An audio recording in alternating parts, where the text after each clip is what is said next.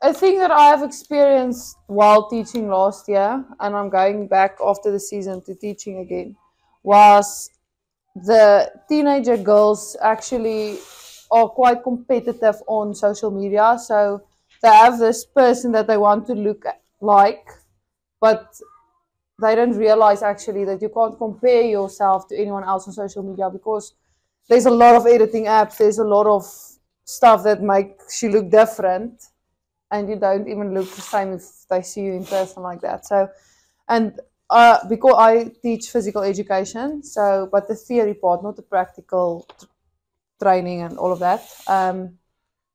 And one thing that I picked up during teaching, because that was one of the subjects that we did, was the social media part. And all the girls was like, no, but that girl looks like this and this. And then I was like, you can't compare yourself to that because in real life that person probably doesn't even look like that.